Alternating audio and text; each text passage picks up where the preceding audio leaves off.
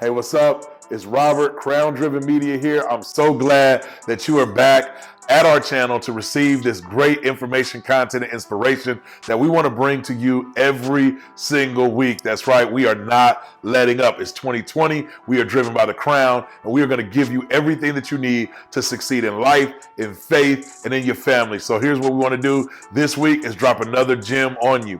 I was thinking about something. The reality is, for many of us, we want to know if we got a real vision. You know, you start working on things, you're working on goals, you're working on aspirations, and I want to ask you a question. How do you know when you've got a real vision? How do you know that you've got a real idea that's worth pursuing and going after? I got three things for you. It's real cute too, they rhyme, so I want you to pay attention. I got three things for you that I want you to pay attention to in your life if you want to know if you've got a real vision, if you got something worth pursuing, if you got something worth giving it all up to pursue this thing. What is it? Number one is if you can't shake it. That's right. You can't shake it. When you've got a real vision, a real burden, a real passion to do something, it's not something that is here today and gone tomorrow. It's not a fad that you've seen on social media. It's not something that just welled up in your mind, your heart, your spirit because of what's going on around you in the culture. Nope. It's something that is deeply core to who you are. I mean, it's what you go to bed thinking about. It's what you wake up thinking about. It's what drives you in the middle of the night, and it's what wakes you up early in the morning. It's that thing that frustrates you when everything around you is going well because it's not done. That's when you know you got a real vision. Like, you can't shake it. I used to play football back in the day. I was an offensive and defensive lineman. Yep, that's right. You could tell in the little weightiness inside of my shoulders, my face, and my neck. Yep, I played football back in the day. And as an adult, I could not play football today. Nope, I couldn't move that way. I couldn't do it. But I tell you what I could do. I could be just like those ladies that were on the sideline, the cheerleaders. You know what they did? They cheered us on. I can remember certain cheers from the cheerleaders pumping us up to do what it is that we did on the field. And when we won a championship, I was in high school. I sound like Al Bundy now, is in high school, won a football championship. I can still remember some of the cheers of the Polyettes, that's what they were called, when they were cheering us on. They motivated us, watch this, from the sideline to do what it is that we did on the field. Why do I bring that up for you? Because there was a vision in my heart as an adult that I just couldn't shake. It wasn't to play football, but you know what I'm called to be? I'm called to be the greatest cheerleader in life. That's why I'm bringing you content right now. That's why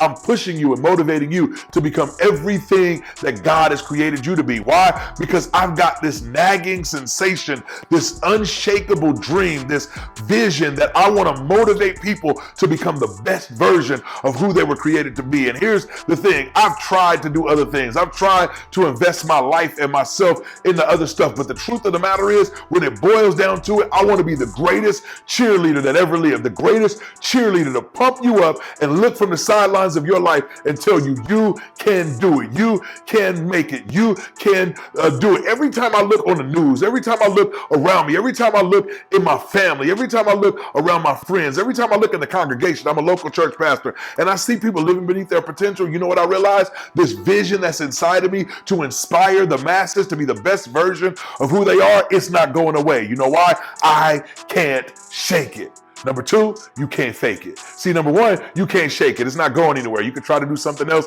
but you can't shake it. But number two, you can't fake it. See, the reality is, I need to ask you a question. Who are you for real? Like, no, who are you really? See, when you have a real vision, a true vision that is core to who you are and in your being, you can't just pick up somebody else's vision. You can't just pick up somebody else's mission. You just can't pick up somebody else's passion. You just can't pick up somebody else's destiny. It's got to be core to you. You can't fake it.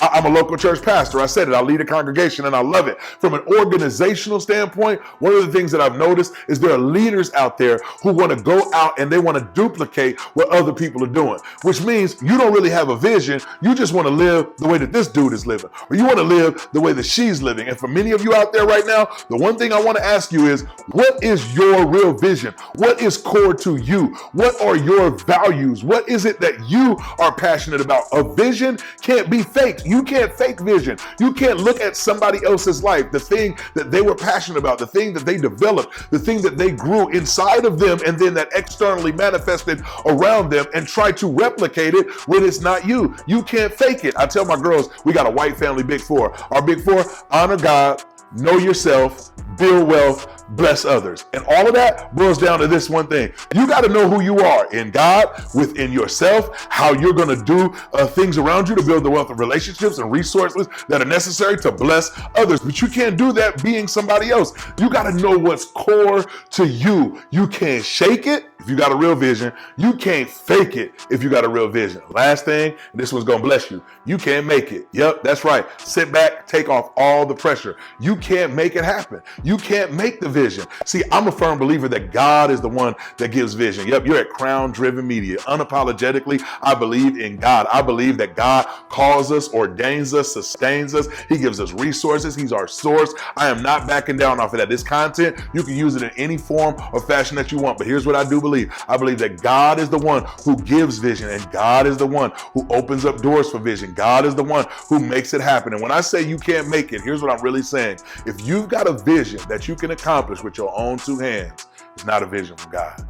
It's not a big enough vision. You got to have something that is so big, something so astronomically wild that people look at you and be like, I don't know how you're going to do that. And you say, I can't do it. I can't do what it is that's on my mind. I can't do what's on my heart. I can't do what's in my mind. No, what has to happen is I can't make it. He's going to have to do it through me. He's going to have to align me with the right people and the right resources. He's going to have to make sure that the timing is working. He's going to have to make sure that all of the things that I cannot control with my own hands and with my own eyes and with my own intellect, he's going to have to make sure that all that comes. If you got a real vision, a real thing worth pursuing, you can't make it. Now, I'm not saying you can't put in effort and energy and prepare yourself to get ready for what's happening. But what I'm saying is it's got to be so big. It's got to be so big that when you pursue it, it's bigger than you. It's bigger than your family. It's bigger than its legacy. It's something that benefits people all the way around you. It's generational. It's that thing that when people look, they look at it and they say, wow, this changed the world.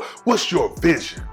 What's your vision? Is it worth giving up everything for? Is it worth pursuing? Is it worth saying no to some stuff for? How do you know you got one?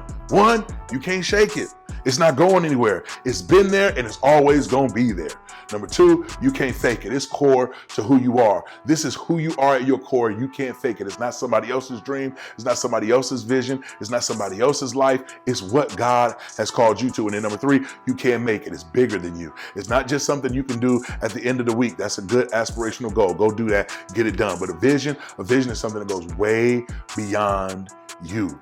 And so what we're going to do, we're going to do the next right thing. That's right. You're going to get tired of hearing it until you start doing it. We're going to do the next right thing. What does that mean for you? I don't know. You take these three principles that I've given you. A good vision is you can't shake it, you can't fake it, you can't make it. You take these three things and you discover what is the next right thing. For some of you, you got to go back and refine what it is that you can't shake. For others of you, you got to go back and look at what it is that is core to you and figure out who it is that you are. And then others of you got to dream a little bit bigger. That's the next right thing for you. Hey, listen, I'm excited about 2020. Big things popping. Listen, my mind and my mouth are only imagining big things this year. And so I'm dreaming and imagining and praying big things for you. Here's what I want you to do. I want you to hit that subscribe button, hit that notification button, and then share this with somebody. You know they need it. You needed this. It's inspired you. I needed this. It's inspired me. Let's be driven by the crown. Until next time, I'll see you later.